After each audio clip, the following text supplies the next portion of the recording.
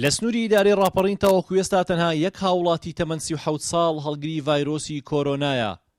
ئەمە لە کاتێکدا سەدان سامپڵ لە کەسانی جیاجیا وەرگیراون بەڵام سەرجەمیان نێگەتیڤ بوون. هێشتا ڕێکارەکان لە سنوورەکەدا توندن. لەو چوارچێوێشدا حەمەی حەمە سەعید ئەندامی لیژنەی باڵای بەرەنگاربوونەوەی ڤایرۆسی کۆرۆنا دەڤەری ڕاپەڕینی بەسەر کردەوە و سوپاسی پابەندبوونی هاوڵاتیانی کرد و ڕاخنەی توندیشی لە هەموو ئەوانە گرت بانگەشەی ئەوە دەکەن کۆرۆنا مەترسیدار نییە.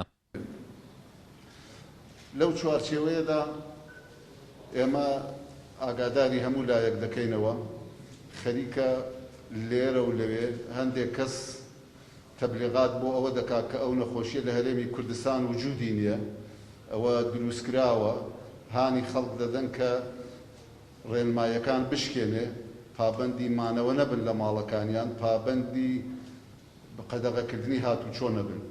ئێمە لێرەوە پەیامی وەزارەتی ڕۆشنبیری وەکو وەزارەتی ڕۆشنبیری و وەکو لیژنەی باڵای بەرەنگاربوونەوەی کۆرۆناش وەکو ئەوەی کە لە ئیدارەکان تا ئێستا جێبەجێ دەکرێت خەڵک هەوڵ دەدات بشکێنرێت بەجددی ئێمە پەیامیان دەدەینێ کە ئیجراعات لەو بارەوە دەکرێت هەر کەسێک بێوێت بەو شێوە تەبلیغات بکات یا هەنگاو بنێت. سەرپەرشتیاری ئیدارەی ڕاپەڕین ڕای دەگەێنێت کۆنتڕۆڵکردنی نەخۆشی کۆرۆنا لە سنوورەکە پەیوەستە بەمانەوەی هاوڵاتیان لە ماڵەکانیاندا. هیواقەرنی ئاماژە بۆش دەکات نەبوونی حاڵەتەکانی توشبوون بە کۆرۆنا بە ڕێژەیەکی زۆر نابێت ببێتە هۆکاری دەرچوون لە کەرەنتینەی خودی لەلایەن هاوڵاتیانەوە. ئیدارەی ڕاپەڕینیش حاڵەتێکی لە ڕوونەداوە کە جێگەی خۆشحاڵیە و حاڵەتێکە لە سەنگەسەر هەبووە ئەو نەخۆشەی لێوێش بۆ وەزعی بەرەوە باشبوونە. بەڵام ئەوە نابێت هۆکاری ئەوەی کە ئێمە بین هەموو ئەو کار و ئیشانەی کە لە چەند ڕۆژی ڕابردوودا کردومانە لەسەر ئەوەی چەند ڕۆژێک ئایا قەدەغەی هاتوچۆ درێژ دەکرێتەوە یان درێژ ناکرێتەوە هەموو کارەکانی ڕابردوومان بە هەدەر بدەین، هەم لەوەی کە کاسبکارانی ئەو شارە ئەو سنووری ڕاپەڕین چەند ڕۆژێک کار و کەسابەت و ژیانیان وەستاوە و لەسەر ئەوەی 2 ڕۆژ 3 ڕۆژ 5 ڕۆژی تر درێژ دەکرێتەوە یان ئەوە بین هەموو ئیشەکانمان بە فیڕۆ بچێتەوە و لە دواتردا تووشی حاڵەتێک ببین کە پێویستی بەوە بێ مانگ و 2 مانگ هەموو خەڵکەکە کەرەنتینە بکرێت. بۆیە خەڵک هاوکار بووە، پشتیوان بووە. من دەتوانم بڵێم 90% خەڵکی سنووری ڕاپەڕین بە شێوەیەکی گشتی هاوکار و پشتیوانی دام و دەستگاکانی حکوومەتی هەرێمی کوردستان بووە، دانا دەتوانرا قەدەغەی هاتوچۆ بۆ شێوە بڕێ بکرێت.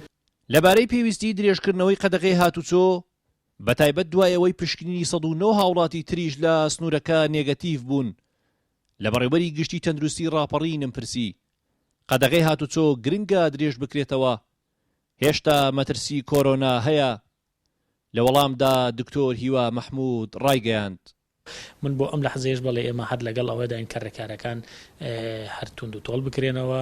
هێشتا کاتمان ماوە هەم وەکو مۆسمی گەرما و هەم کۆنتڕۆڵکردنی نەخۆشیەکە لە سنوورەکەدا ڕانەگەندراوە تایبەتی لە ئای بەسم هەموو هەرێمی کوردستانە. لەبەر ئەوە ئێمە ئەبێ لەگەر ڕۆژە مامەڵە بکەین. ئیشاڵڵا ئەوەی کە دوێنێ لە سلێمانی ئەم ڕۆژ لە هەولێر بۆ حاڵەتەکان زۆر کەمترە بنەوە، هەتا کەمبوونەوەی حاڵەتەکان و توندکردنی سنوورەکان و توندکردنی بازگەکان و کۆنتڕۆڵکردنی مەتار کە ئێستا خۆشبەختانە ئەمانە کۆنتڕۆڵ کراوە. ئێمە ئەکرێ وردە وردە ئاسان کاری بکەین، بەڵام بۆ ئێستا پێمان باشە ئەم ڕێکارانە هەروەک خۆی بمێنێتەوە.